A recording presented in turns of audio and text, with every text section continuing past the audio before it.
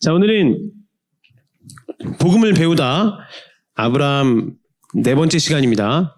이해할 수 없는 부르심이라는 제목으로 하나님의 말씀 함께 나누겠습니다. 창세기 아홉 번째 시간이고요. 아브라함 내러티브의 마지막 시간입니다. 아브라함에게 이제 자녀를 주시겠다는 약속이 이루어지고 아들 누구를 얻었죠? 이삭을 얻었습니다. 아들 이삭을 얻었어요. 그런데 하나님이 다시 아브라함을 부르셔서 이삭을 제물로 바치라고 말씀하고 계십니다. 평생을 우리 지난주에 함께 살펴봤는데 평생을 아들한테 삶의 의미를 두고 살면 되겠다라고 생각을 했던 아브라함인데 그 의미를 지금 하나님이 빼앗아 가신단 말이에요. 이게 지금 현대인들이 보기에는 굉장히 이 황당한 위협을 하나님이 하고 계시고 또 사람 목숨을 가지고 장난치는 하나님인가? 이렇게 생각하기 쉽다는 거예요.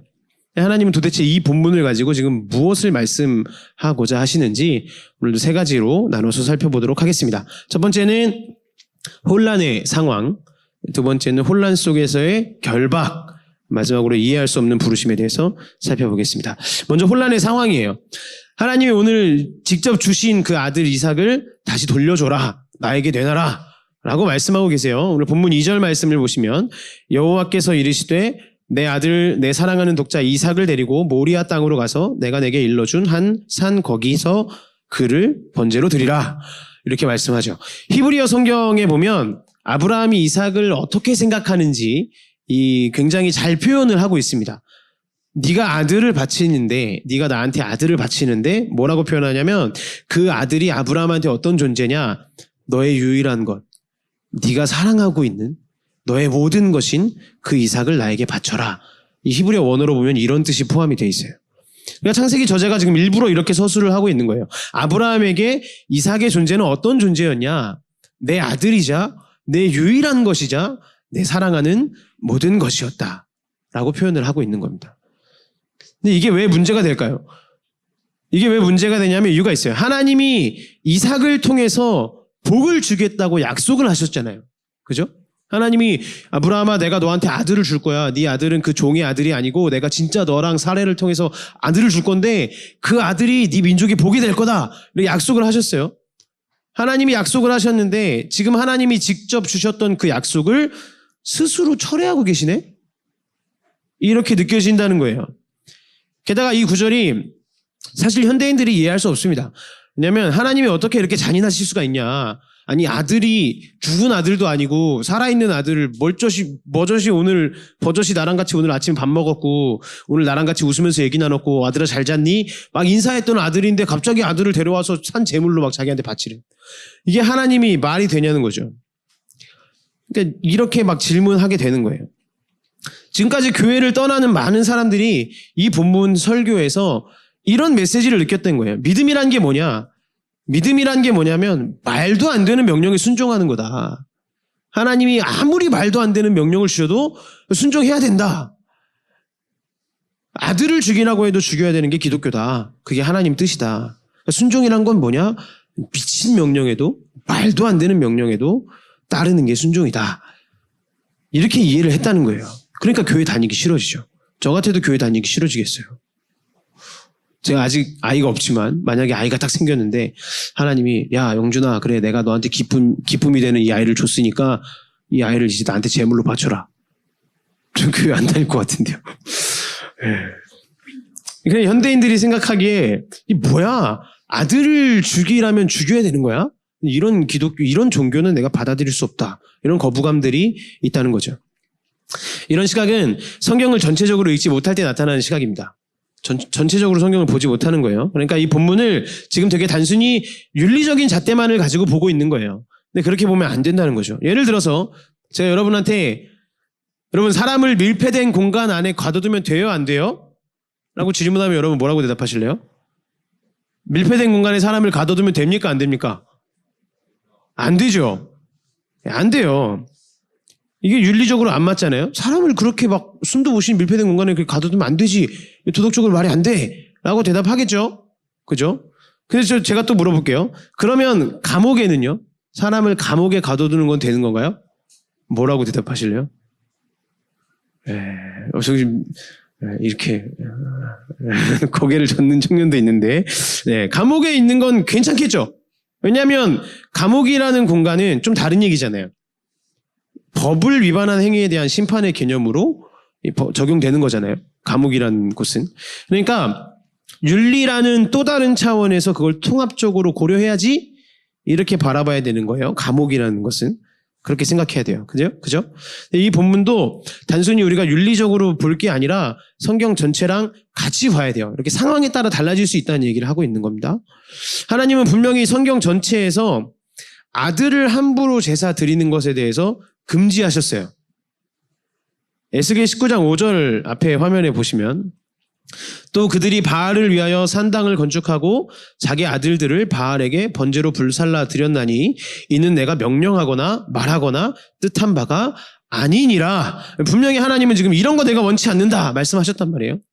그러면 아브라함을 논리적으로 지금 하나님이 함정에 빠뜨리려고 하시는 거냐? 분명히 하나님이 금지하신 건데 아들을 바치지 말라 금지하신 건데 본인이 지금 네 아들을 나에게 바쳐라 이렇게 얘기한단 말이에요. 그럼 아브라함을 놀리려고 그러시는 거냐? 뭐 시험하려고 그러시는 거냐? 야, 내가 그거 거부했는데, 내가 아들을 드리는 거, 제사 드리는 거 거부했는데, 근데 너 한번 드려봐라. 뭐가 정답일까? 막 이렇게 막 하나님이 놀리시는 걸까요, 아브라함을? 이렇게 하나님이 지금 장난치고 계신 게 아니라는 거죠. 아브라함이 이 하나님의 말씀에 반항을 하지 않습니다. 하나님이 금지시키신 건데 왜 나한테는 이렇게 하라시는 거예요? 이렇게 반항을 하고 있지 않아요. 왜냐? 이유가 있습니다. 이 시대를 이해하면 이해가 되는 건데, 고대 사회에서 성경에서 장자란 존재는, 첫째 아들이란 존재, 이게 뭘 뜻했냐면 모든 책임을 지는 자를 뜻했습니다. 여기 첫째들 계시죠? 고대 사회에 태어나지 않으신 걸 감사하게 여기셔야 됩니다. 모든 책임을 의미하는 거예요. 그 가족의 모든 책임, 그 가문의 모든 책임. 그러니까 언제나 가문의 어떤 죄를 담당시키거나 이 가문이 뭔가 책임을 져야 할 때 뭘 요구했냐면 장자의 책임을 요구했습니다.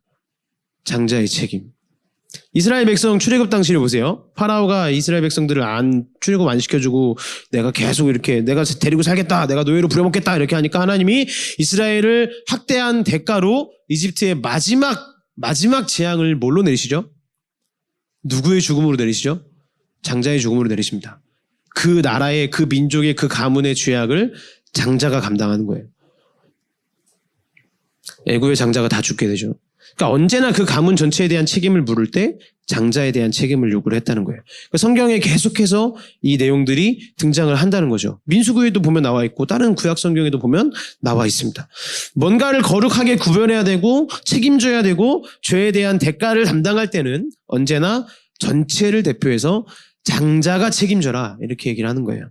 이걸 우리가 잘 봐야 되는데 지금 하나님은 아브라함한테 단순히 야, 네 아들 한번 죽여봐라 이렇게 말씀하시는 게 아니에요. 만약 그랬으면 야, 네 아들 한번 칼로 찔러봐, 네 아들 뭐 총으로 쏴봐, 그러면 너 믿음 있다고 내가 생각할게 이렇게 얘기하셨을 거 아니에요? 근데 하나님은 그런 분이 아니라는 거죠. 하나님 지금 뭐라고 얘기를 하시냐면 책임에 대해서 얘기를 하시는 거예요. 번제로 드려라, 네 아들을 번제로 드려라 라고 얘기를 하셔요. 이 말은 곧 아브라함 가문의 모든 죄를 대신해서 이삭에게 장자의 책임을 물어라 라고 말씀하시는 겁니다. 장자가 책임져야 된다. 지금 이걸 요구하시는 거예요. 단순히 야, 이삭 한번 죽여봐, 이삭을 통해서 네 믿음을 시험하겠다 이런 개념이기보다 이 가문의 모든 책임과 죄에 대한 대가를 이삭이라는 장자에게 물어라 라고 말씀을 하시고 계시다는 거예요. 자, 아브라함이 아무 얘기도 하지 않았던 이유가 바로 이거예요. 아무런 반항도 하지 않고 아무런 얘기도 하지 않았던 이유. 이 상황이 뭔지를 지금 이해하고 있었던 거죠. 하나님이 이걸 원하시는구나. 근데 문제는 뭐냐? 이걸 이해는 했어요. 하나님이 왜 이삭을 바치라는지 아브라함이 이해는 했는데 하나님이 요구하시는 것이 이전에 자기에게 주셨던 약속이랑 충돌하고 있다는 거예요, 지금. 이게 문제입니다. 하나님이 이삭을 주셨어요. 그리고 이삭을 통해서 이삭을 바라보면서 아브라함한테 기쁨이 넘치게 하시고 막 흥분하게 하셨어요. 야, 내 인생 이제 이삭 때문에 폈구나. 아, 내가 이삭이라는 아들 때문에 이제 나도 행복하게 지낼 수 있겠구나. 나의 기쁨이 되는구나. 동시에, 근데 그런 마음과 동시에 이삭을 번제로 드려라. 그래서 가족을 정결하게 해라. 지금 이 두 가지 명령을 다 하고 계신 거예요. 이삭을 통해서 복 주겠다. 이렇게 해놓으시고선 이삭을 통해서 복 주겠다. 그리고 이삭을 통해서 너희 가문을 정결하게 해야 된다. 이 두 개가 아브라함 안에서 충돌하고 있는 거예요, 지금. 단순히 맹목적인 믿음을 가져라 그런 본문이 아니라는 거예요. 이 본문이 무조건적으로 믿어라. 하나님이 무슨 말씀을 하든 믿어야 된다. 막 이런 본문이 아니라 오늘 말씀이 지금 얘기하고자 하는 게 뭐냐, 우리한테 말하고자 하는 게 뭐냐면 하나님이 내 삶에 약속으로 주신 것 같아서 내가 그걸 바라보고 그걸 희망하고 있었는데 또 다른 하나님의 개입이 있고 그게 이전 것을 망쳐가고 있는 것 같다는 거예요. 하나님이 원래 주셨던 약속이 이거였는데 새로운 걸 뭔가 자꾸 하시네? 근데 이게 이 전에 주셨던 걸 자꾸 망쳐가는 것 같은 느낌이 든다는 거죠. 내 삶에 약속이 왔는데 또 하나님이 다른 요구하시는 게 있어요. 그래서 이것 때문에 하나님이 주셨던 그 좋은 것들이 막 무너질 것 같다는 느낌이 드는 상황. 이 충돌과 혼란이 우리의 삶에 다가온다는 겁니다. 재정적인 부분에 있어서 기도를 많이 했어요. 어떤 사람이. 간절히 기도했더니 하나님이 은혜를 주셔서 좋은 직장에서 일을 하게 됐습니다. 이제 내가 연봉도 차근히 받으면서 내가 이제는 돈도 잘 벌고 이제 재정적인 부분이 채워주겠구나. 하나님이 드디어 내 삶을 세워가시는구나. 근데 이게 재정 좀 쌓아가려고 하는데 동시에 집안 환경이 안 좋아지기 시작합니다. 나는 취직은 했는데 집안 환경이 점점 막 이렇게 무너져요. 그래서 내 돈이 집안 문제를 메꾸는 데 들어가기 시작해요. 그러면 우리한테 어떤 마음이 들까요? 하나님이 직장이라는 것을 통해서 나를 재정적으로 안정시켜 간다고 생각을 했단 말이에요. 이제 하나님이 나를 안정시키시는구나. 그런데 그리고 이게 인도하심이고 약속이고 나의 기도에 대한 응답이라고 생각을 하고 내적인 확신이 있었어요. 그렇게 살아가는데 내가 가족을 섬기는 거, 가족을 챙기는 것도 하나님의 일이라는 생각이 듭니다. 그래, 우리 가족이 힘들면 내가 자녀로서 마땅히 해야지. 근데 내가 지금 벌고 내가 재정적으로 모아두려고 했던 이 돈을 가족을 도와주는 데 쓰면, 가족을 챙기는 데 쓰면 내 미래가 사라지잖아요. 그러면 충돌하는 느낌이 든다는 거예요. 하나님, 내 인생을 직장과 재정적인 안정을 통해서 인도하시는 것 같았는데, 하나님 나를 이끄시는 것 같았는데 이 또 다른 거를 나한테 감당해내라고 하시는 것 같아서 내가 이걸 감당하면 이건 뭡니까 하나님? 이거 어떻게 되는 겁니까? 이 충돌을 지금 본문이 말하고 있다는 거예요. 이 혼란이 우리 삶에 너무 많이 나타납니다. 되게 사소한 거에서도 마찬가지예요. 저도 마찬가지인데 제가 대학원 입학시험을 준비할 때 이제 군 생활 중에 준비를 했어요. 마지막 전역을 준비하면서 로스교에 오기 전에 몇 달 전부터 준비를 했습니다. 그래서 이제 저는 대학원을 들어가서 이제 사역을 시작해야 되니까 하나님의 부르심이라고 생각하고 하나님이 나를 부르셨다 확신을 해서 준비를 시작했단 말이에요. 제대하고 얼마 안 있다가 바로 시험이라 12월 달에 시험을 쳤으니까 제대 전부터 제가 공부를 이제 했단 말이죠. 근데 이제 우리가 예상하게 되는, 흔히 생각하게 되는 시나리오가 있잖아요. 이제 내가 주의 길을 가겠습니다. 주님, 열심히 공부하고 이 군대 일들이 정리가 되면서 내가 제대를 잘 준비해가지고 점점 이 공부를 해가면서 타이밍, 하나님이 나를 지금 이 시점에 이 사역자로 쓰시는구나. 이 타이밍이, 이 확신이 들어야 되는데 공부를 하려고 하면 할수록 자꾸만 이 부대에 뭘 막 새롭게 만들어야 된다. 부대에 뭐 연병장에 뭐 구령대를 세워야 된다. 막 자꾸 이 일들이 찾아와요. 공부를 못하게 하는 위기가 찾아오는 거예요. 제 부서의 장교가 3명이었어요. 저까지. 3명이었는데 대위 1명에 중위 2이었어요. 근데 이 대위분이 해외 파병 가야 된다고 나갔어요.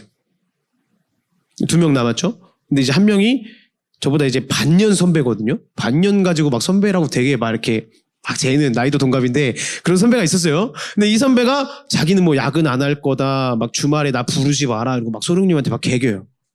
40대 다 되신 막 소령님한테 막 소리 지르면서 저 부르지 마세요. 저 가운데 껴가지고 이게 무슨 분위기지 뭐. 제가 일을 좀 안 하면 아무것도 안 되는 거예요. 한 명은 없고 둘 남았는데 한 명은 아예 안 하니까. 제가 일을 안 하면 이 부대가 안 들어가요. 그렇게 되니까 계속 야근을 해야 되고, 저는 그때 말씀드렸죠. 얼마나 야근했는지. 야근을 해야 되고 주말에 출근해야 되고 교회에 성가대에 앉아서 찬양하고 있다가도 막 부르면 가야 되고 막. 이게 제 마음이 뭐가 되냐. 하나님 지금 저보고 이건 공부하라는 겁니까 말라는 겁니까? 이 주의 길을 가는 걸 준비하라는 겁니까 말라는 겁니까? 이러다가 저 시험 떨어지겠습니다. 대학원 떨어지겠습니다. 그러니까 제게 주신 2가지 삶이 지금 충돌을 하는 거죠. 장교로서의 부르심과 이것도 끝까지 감당해야 될 것이고, 새로운 부르심, 교역자로서의 새로운 삶도 내가 감당해야 된다는 말이에요. 그러면 이 두 가지가 충돌하는 느낌이 든다는 겁니다. 이게 우리의 삶에 있는 혼란스러운 상황이에요. 자, 아브라함이 지금 이 고민을 하고 있어요.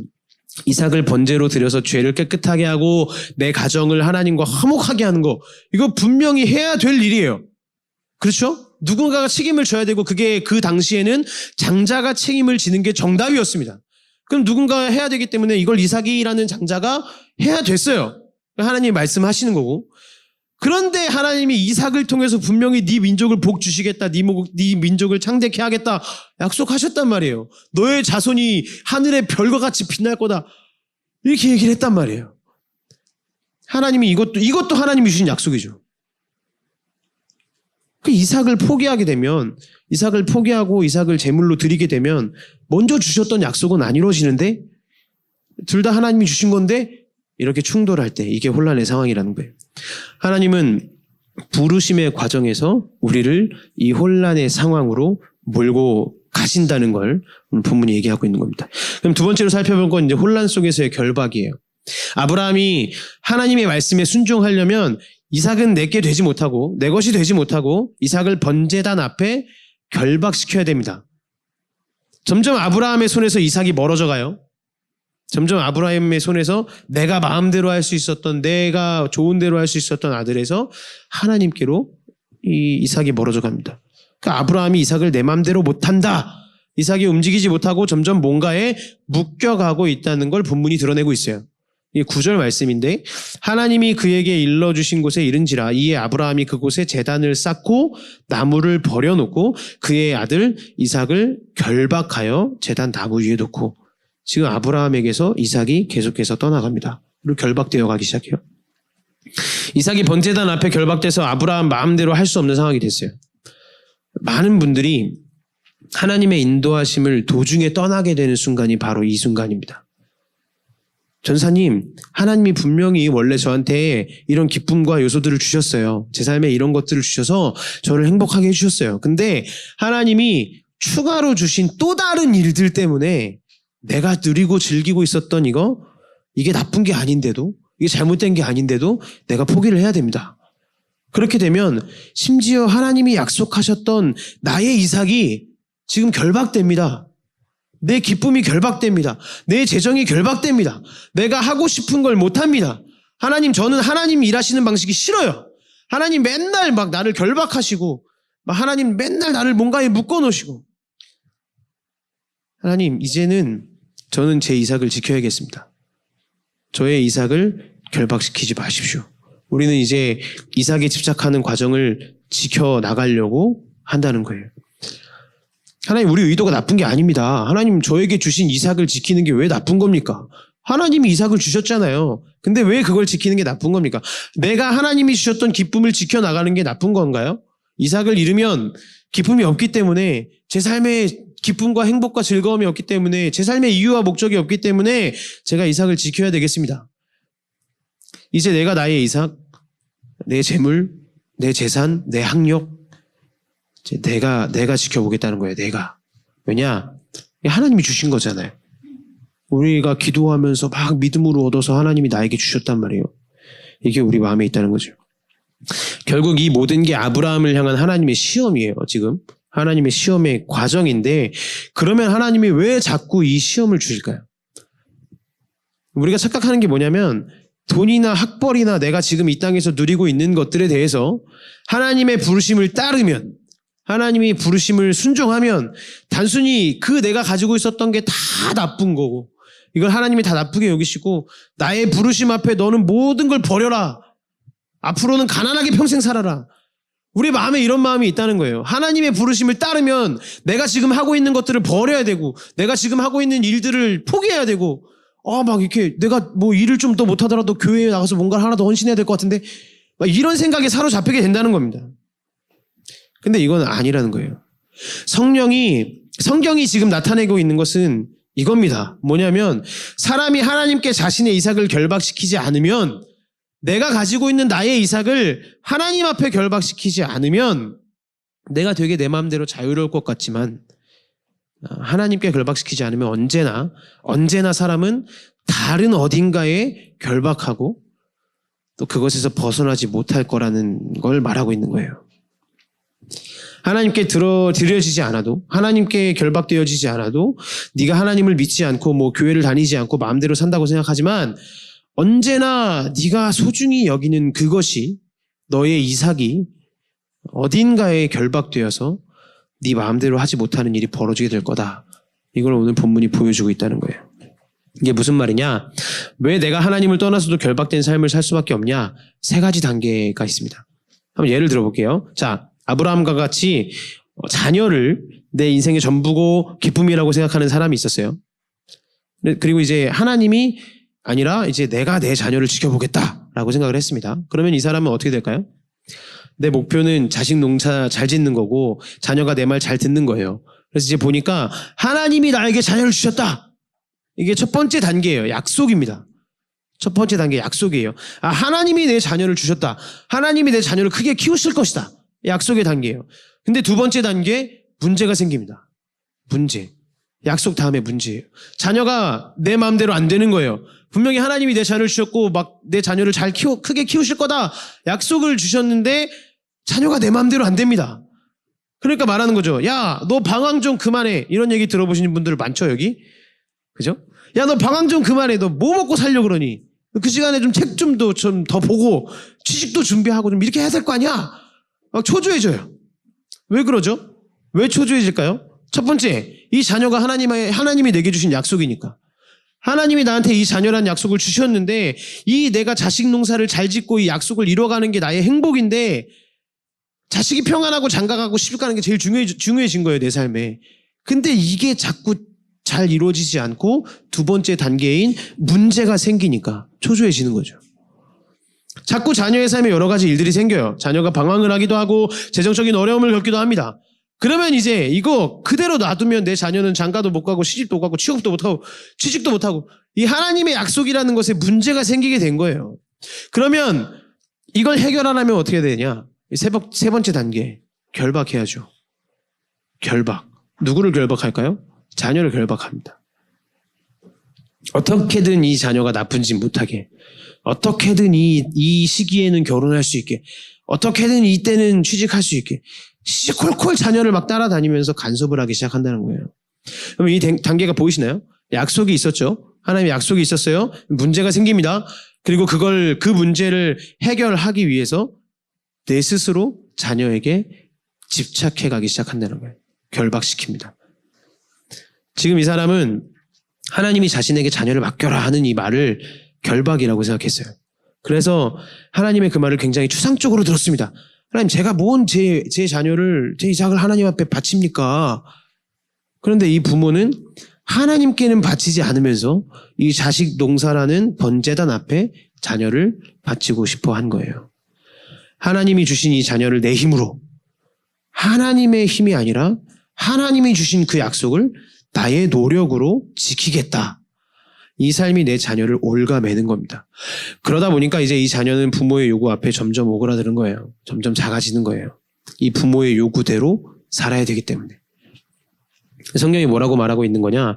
왜 이렇게 지금 흘러가냐? 하나님께 자녀를 맡기지 않았기 때문에 그렇다는 겁니다. 하나님 앞에 자녀를 맡기면 부족해도 그녀를 받아들일 수가 있어요. 부모로서 내 삶에 중요한 것이 하나님이 내 삶의 도움이시고 공급이시기 때문에 은혜로 내 자녀를 섬기는 거지. 이 자녀가 문제가 생기면 내 인생에도 문제가 생길 거야. 내 인생이 무너질 거야. 어려워질 거야. 이 자녀가 내 인생에 지금 장애물이야. 이 문제가 내 삶을 결박시키고 있어. 이렇게 생각하면 안 된다는 거예요. 여러분 물어보겠습니다. 여러분이 어떤 이런 특정한 부모님의 자녀라면, 여러분이 이렇게 여러분을 막 결박시키고 하는 부모님의 자녀라면 뭐가 더 자유로운 삶입니까? 우리는 지금 결박시키는 이 사회 속에 나도 모르게, 결박시키는 부모 속에 나도 모르게 점점 질식해가고 있다는 거예요. 자식 농사만 문제일까요? 우리는 이제 자식 농사를 안 짓는 사람들이니까. 어떤 청년들은 교회만 오면 자꾸 이런 마음이 드는 거예요. 교회 와서 설교 듣는데 설교에서 막 내 성공 맡기세요. 내 연봉도 하나님한테 맡기세요. 내 재물도 연애도 하나님한테 다 맡기세요.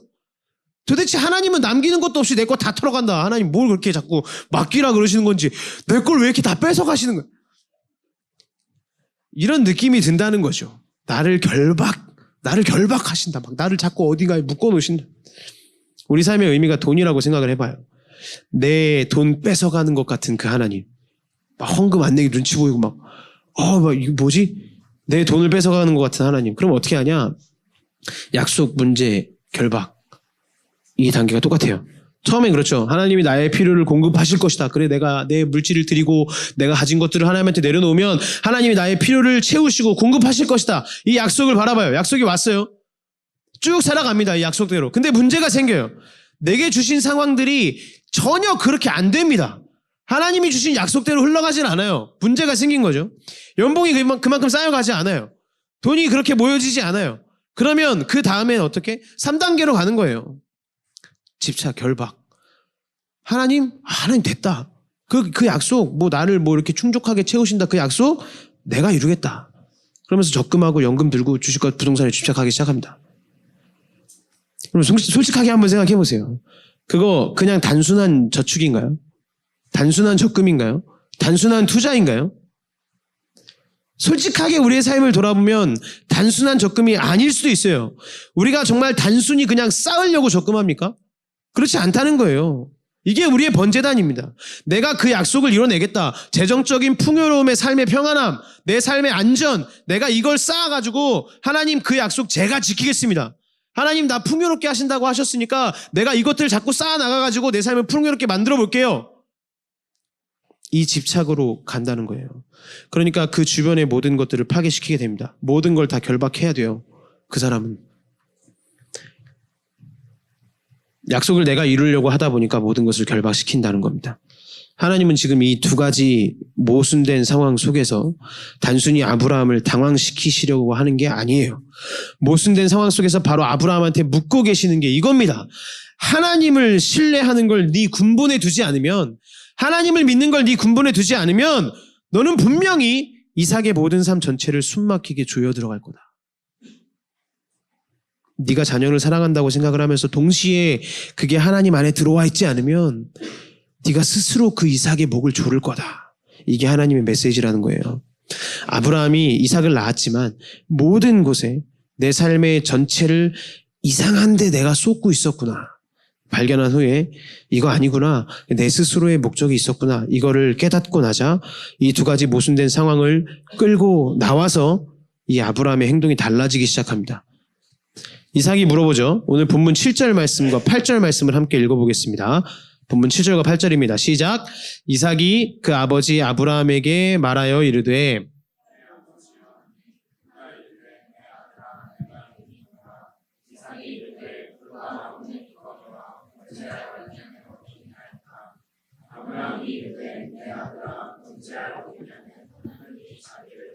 친히 준비하시리라 하고 두 사람이 함께 나아가서, 자, 번제할 어린 양은 하나님이 친히 준비하실 거야.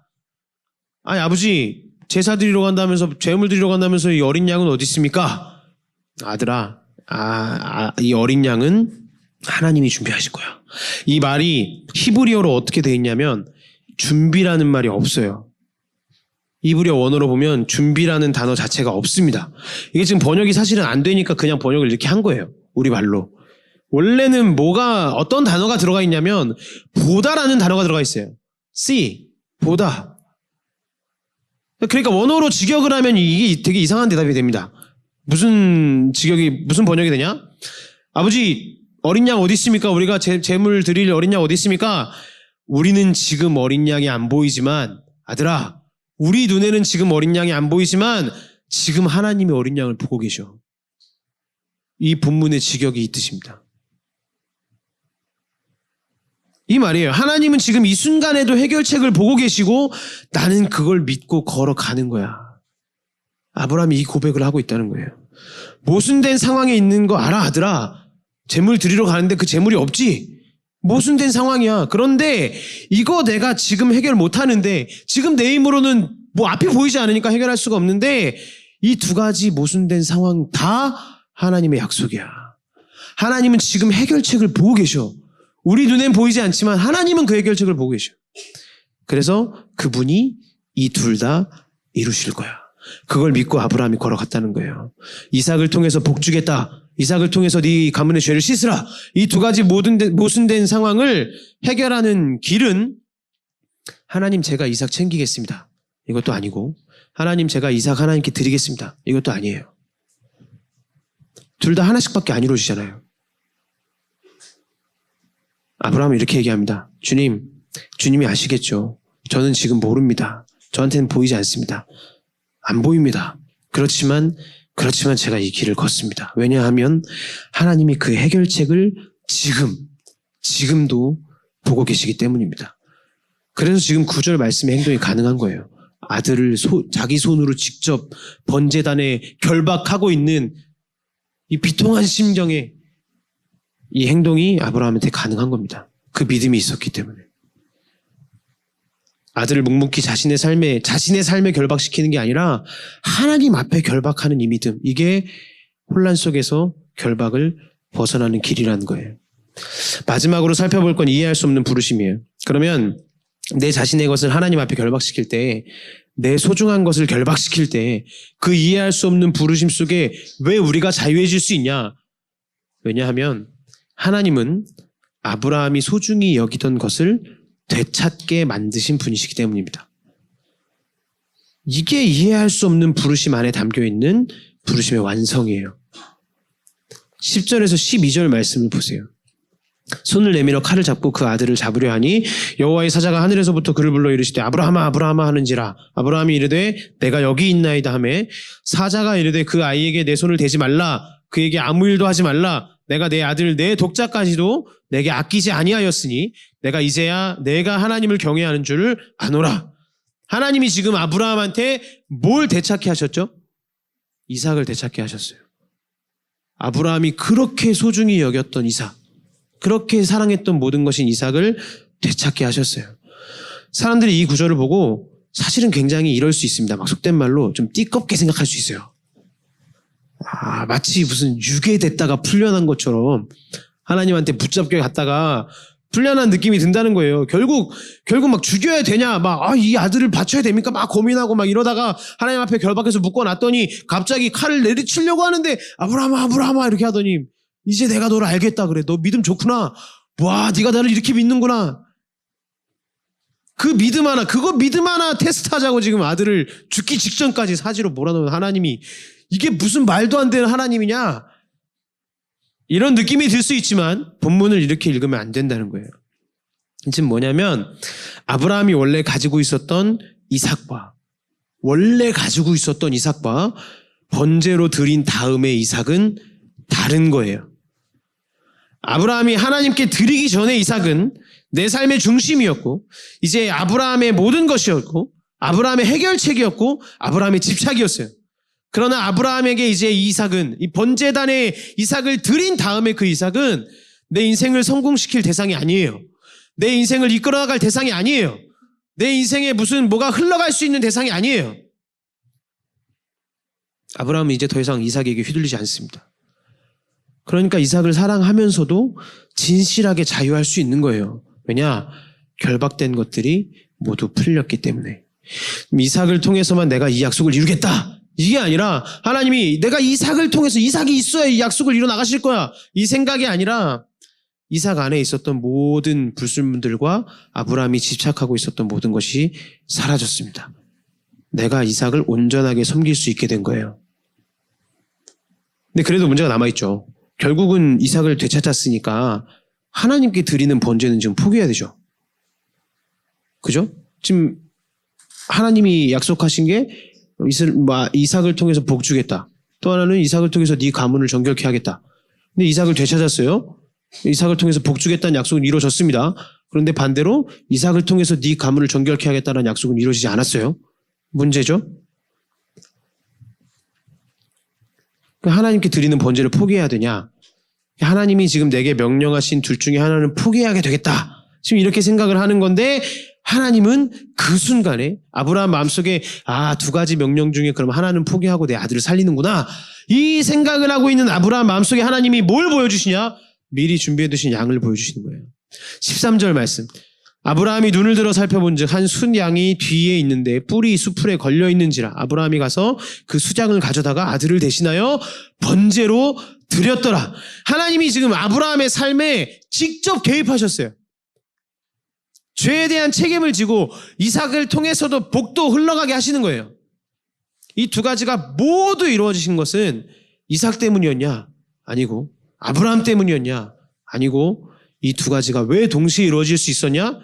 하나님이 개입시키신 어린 양 때문에 이루어질 수 있었다는 거예요. 하나님의 개입 때문에. 결국 이삭이 이를 이뤄가는 게 아니에요. 하나님이 이삭을 통해 복 주시겠다 약속했지만 결국은 그 복은 이삭을 통해서 흘러가는 게 아니었습니다. 이삭도 한계가 있었어요. 아브라함의 믿음을 통해서도 아니었어요. 둘 다 조화가 되지 않았어요. 두 가지를 다 이룰 수가 없었습니다. 그런데 하나님이 개입시키신 이 어린 양이 있었기 때문에 이삭도 살리고 번제도 드리고 그 가정의 정결함도 회복하고 이삭에게 흘러가는 복이 온전히 흘러갈 수 있도록 하나님이 개입하셨기 때문에 이것이 이루어질 수 있었다는 거예요. 아브라함이 이 장소를 여호와 이레라고 불러요.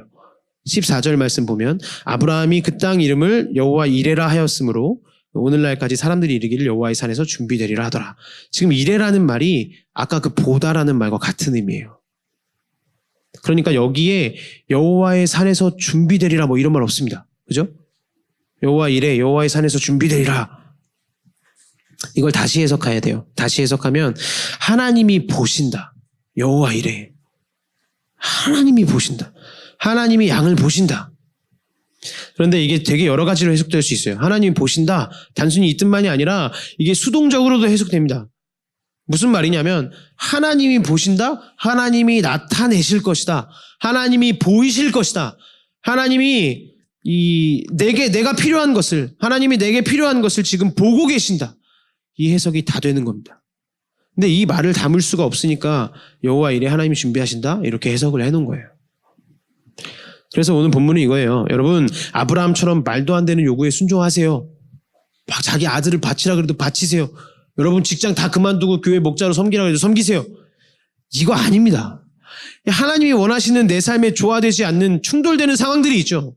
둘 다 하나님이 주신 것 같은데 하나님이 원하시는 이 또 다른 일 때문에 내 이전의 모든 것들이 결박되고 빼앗기는 것 같은 그 상황 있죠. 그럴 때 이 빼앗길 것에 내 스스로가 집착하게 되면 오히려 삶이 결박됩니다. 이 메시지라는 거예요. 하나님이 개입시키실 어린 양이 있음을 바라보고 걸어가야 됩니다.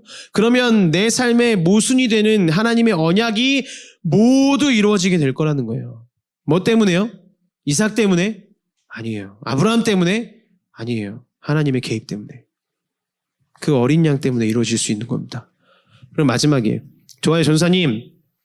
오늘도 역시 좋은 말씀을 많이 하시네요. 그래요. 근데요, 실제로 모순되는 일 속에 하나님이 시키신 그 믿음의 길을 내가 실제 살다 보면요. 그 모순되는 상황에 놓이다 보면 하나님 지금 내게 주신 것들을 놓치게 될 때 그거를 내가 온전히 맡기면서 따라가는 게 이게 절대 쉬운 일이 아닙니다. 하나님은 어떻게 신뢰할 수 있어요? 하나님은 어떻게 믿을 수 있습니까? 제가 뭐 이렇게 여러분 파이팅! 여러분 파이팅! 힘내십시오. 자, 기도합시다, 여러분. 우리도 모리아 산으로 올라가 봅시다. 우리도 이삭을 바칩시다. 할렐루야! 제가 이렇게 하면 되는 건가요? 내가 어떻게 확신을 가질 수 있냐는 거죠. 우리가 어떻게 그것을 확신할 수 있냐는 거예요. 아브라함이 올라갔던 이 모리아 산은 이스라엘을 둘러싼 언덕이에요. 이 이스라엘을 둘러싸인 언덕을 말하는 산입니다. 모리아 산.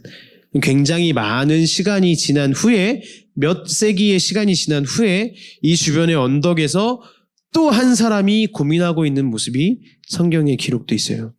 요한복음 19장 17절, 우리 화면을 보고 같이 읽어보겠습니다. 시작. 그들이 예수를 맡음에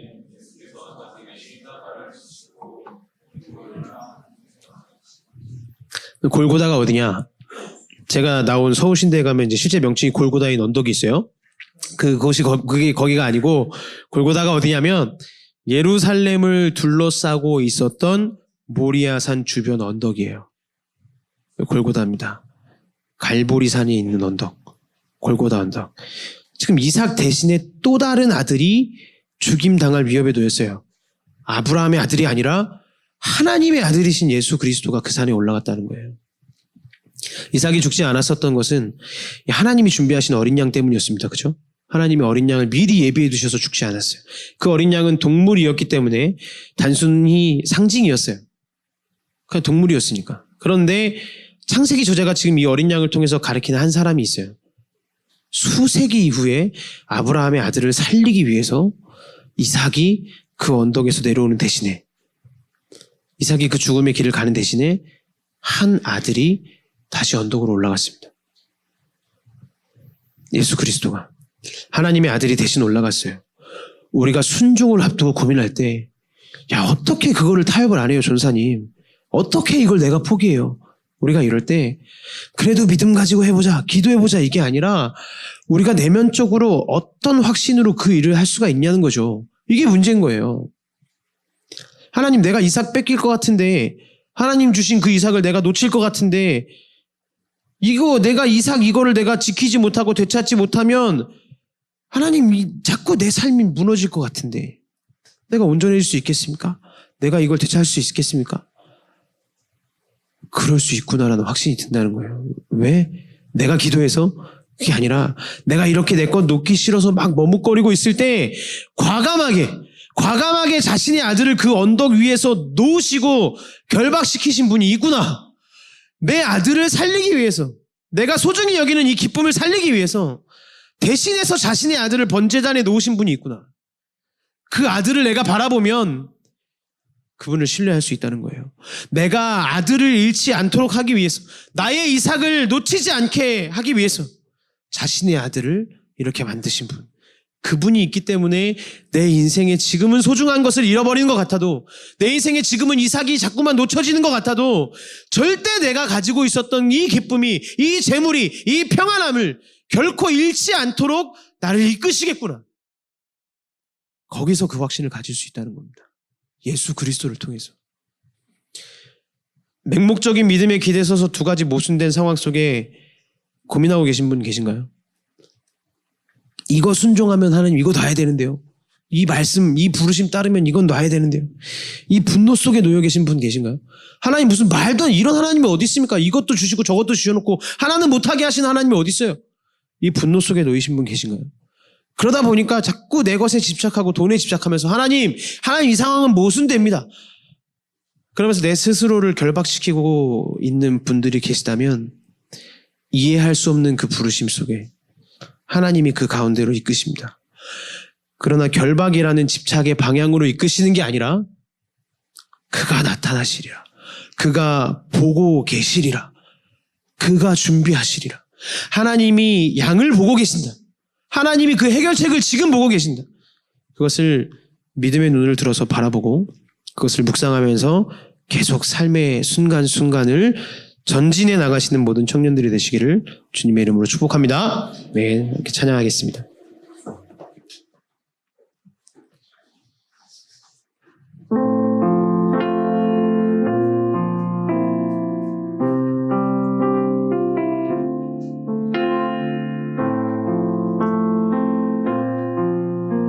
우리 들은 말씀을 기억하면서 함께 고백하며 찬양합시다. 노래할 수 없는 곳이라 해도 난 노래하리.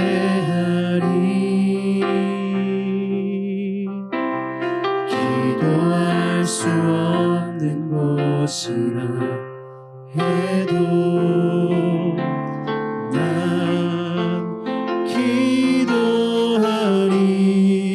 주님 사랑의 손길이, 주님 사랑의 손길이 나를 만들어 내 모습 이대로 사용하여 주시네.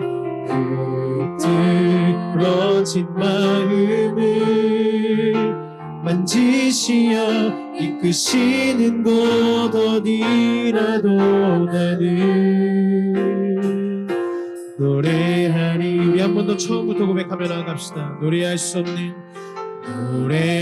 수 없는 곳이라 해도, 여러분 모든 삶의 문제들을 주님 앞에 내려놓으십시오. 노래하리. 기도할 수 없는 곳이라 해도, 기도할 수 없는 곳이라 해도 난 기도하리. 주님 사랑의 손길이, 주님 사랑의 손길이 나를 만들어 내 모습 이대로 사용하여 주시네. 흐트러진 마음을 만지시어 이끄시는 곳 어디라도 나는 노래하리. 주님 사랑의 손길이, 주님 사랑의 손길이 나를 만들어 내 모습 이대로 사용하여 주시네. 흐트러진 마음을 만지시어 이끄시는 곳 어디라도 나는 노래하리. 우리 믿음의 고백을 담아서 주님 사랑해, 주님 사랑의 손길이 나를 만들어 내 모습 이대로 사용하여 주시네. 흐트러진 마음을 만지시어 이끄시는 곳 어디라도 나는 노래하리. 여러분, 시간 들은 말씀을 기억하며 우리 함께 우리 삶을 주님께 드리고 기도합시다. 오늘 본문 12절 말씀을 잘 들어보십시오. 사자가 이르시되 그 아이에게 내 손을 대지 말라. 그에게 아무 일도 하지 말라. 내가 내 아들 내 독자까지도 내게 아끼지 아니하였으니 내가 이제야 내가 하나님을 경외하는 줄을 아노라. 여러분, 이 말씀을 계속 봐보세요. 오늘 들은 말씀을 기억하면서 계속 봐보세요. 이 본문을 우리가 제대로 이해한다면 이게 하나님의 고백이 아니라 우리의 고백이 됩니다. 우리의 고백이. 여러분, 이게 새롭게 읽혀지세요. 하나님이 자신의 아들 예수 그리스도까지도 내게 아끼지 아니하셨으니 내가 이제야 하나님이 나를 사랑하시는 것을 알겠습니다. 지금 네가 이것을 고백하면 된다. 제가 이제야 하나님이 나를 사랑하시는 것을 알겠습니다. 이 고백 안에서 우리가 지금 고민하고 있는 그 이상, 내가 지금 내 삶에 포기할 수 없고 놓쳐버릴 것 같고 절대로 포기하며 나아갈 수 없는 이 이상, 재물이 됐든지 관계가 됐든지 가정이 됐든지 명예가 됐든지 직장이 됐든지 내가 내 삶 가운데 놓을 수 없는 이 내 삶의 이상, 스스로를 결박해가면서 스스로 어렵고 고통받는 자리로 걸어 들어가고 있으면서 그렇게 내 삶을 무너지게 하는 그 이상,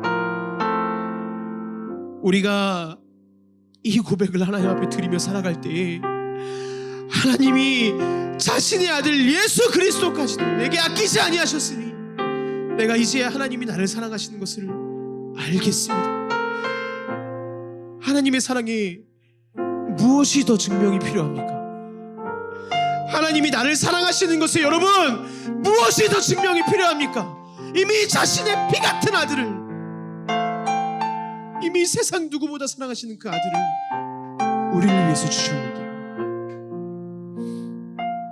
이 사랑을 고백하며 살아갈 때 내가 지금 고민하고 있는 이삭, 그 어떠한 것도 분명히 하나님께서 원하시는 방법으로 지켜주시고 돌려주실 겁니다. 여러분, 이 사실을 확신하고 믿음으로 인해서 걸어가십시오.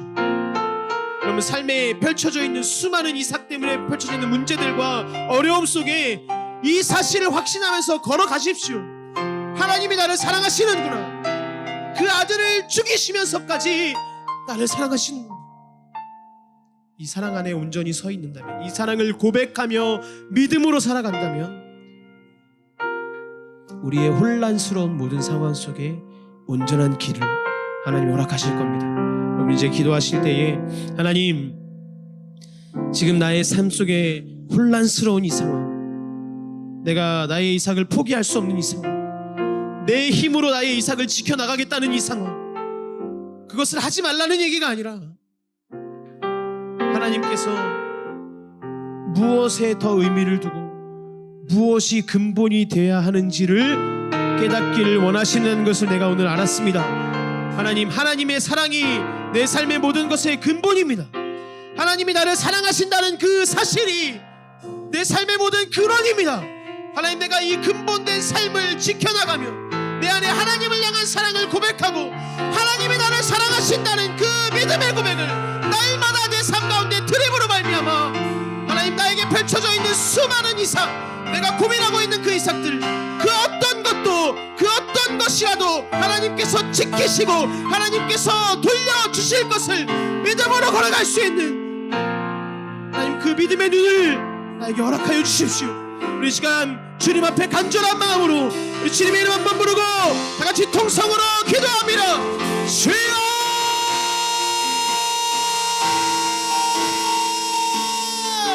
아버지, 이 시간 주님 앞에 믿음으로 나아가 고백하며 나아갑니다. 하나님, 지금 내 삶 가운데 혼란스러운 상황, 이것도 맞는 것 같고 저것도 맞는 것 같고 하나님의 부르심이 두 가지의 길이 펼쳐져서 내 삶이 우왕좌왕 어찌할 바를 몰라 갈팡질팡하며 살아가고 있는 나의 이 혼란스러운 상황, 그 안에서 내가 내 힘으로 지켜나가려고 했던 것들, 내가 내 노력으로 나의 힘으로 나의 것으로 붙들려고 했던 그 이상을 이 시간 온전히 하나님 앞에 내려놓습니다.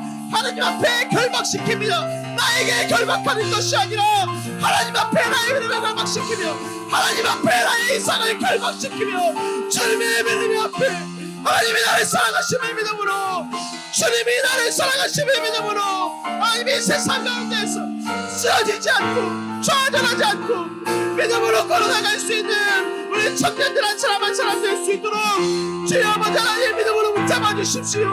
아니, 강력하게 주님의 손으로 붙잡아 주셨습니다. 아니, 한 사람 한 사람마다 하나님을 향한 믿음을 가지고 주님이 우리를 사랑하심을 붙잡으며 하나님 우리의 삶 가운데 하나님을 나아갈 수 있도록 주여 우리의 삶을 인도하시고 하나님 모든 청년들 한 사람 한 사람의 삶을 주님께서 붙잡아 주십시오. 하나님, 주님, 주님. 하나님, 이 시간 우리의 삶을 돌아봅니다. 내 삶에 어떤 혼란스러운 상황이 놓여 있습니까? 이것도 하나님의 부르심인 것 같고 이것도 하나님의 약속인 것 같은데 뭔가 하나를 하게 되면 하나를 포기해 나가야 되는 상황. 하나님, 나를 그 직장에 부르셨는데 자꾸만 예배를 빠져야 되는 것 같은 상황. 하나님, 그곳에 나를 보내셨는데 자꾸만 내가 재정적인 것을 포기해야 되는 것 같은 상황. 하나님, 수없이 많은 이 혼란의 상황 속에 우리가 누구를 의지하겠습니까? 우리가 누구를 바라보아야 하겠습니까?